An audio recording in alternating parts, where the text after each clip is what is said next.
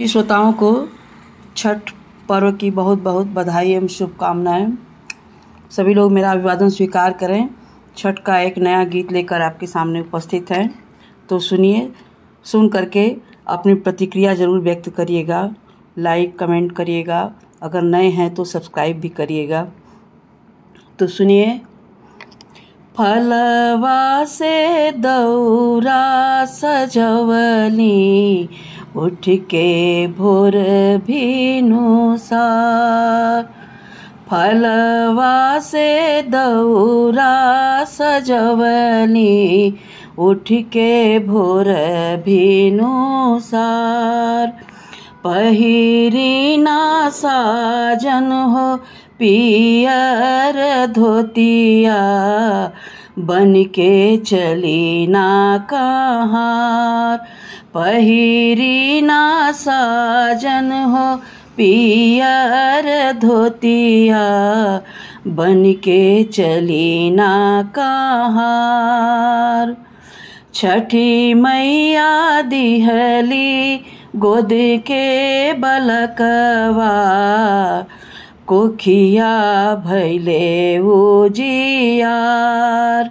कोखिया भैले उजियार। छूटल बझनिया के नौआ, छूटल बझनिया के नौआ, पूरा भइल मनवा के आस।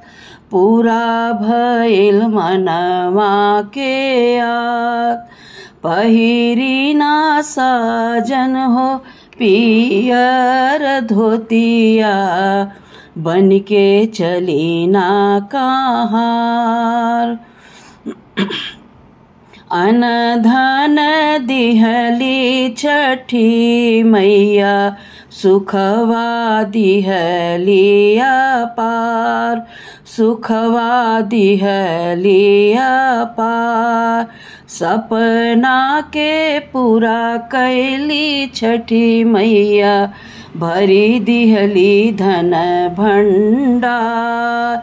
सपना के पूरा कैली छठी मैया, भरी दिहली धन भंडार। पहिरी ना साजन हो पियर धोतिया, बन के चली ना कहार। बन के चली ना कहार। आगे आगे पिया मोर चले, हम पीछे पीछे जाब। हम पीछे पीछे जाब।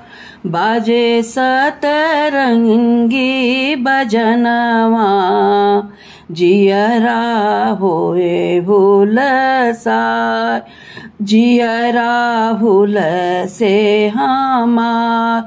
पहिरी ना साजन हो पियर धोतिया, बन के चली ना कहार।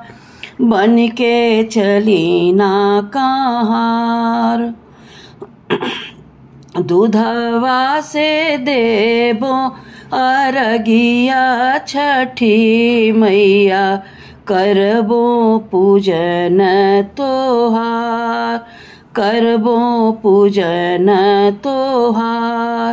सेनुरा से सजल मंगिया, जुग जुग जिए मोरे लाल।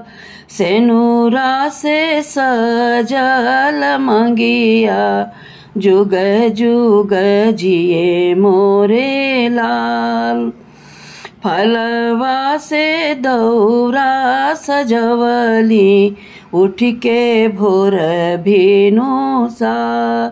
पहिरी ना साजन हो पियर धोतिया, बन के चली ना कहार। बन के चली ना कहार। जय छठी माता।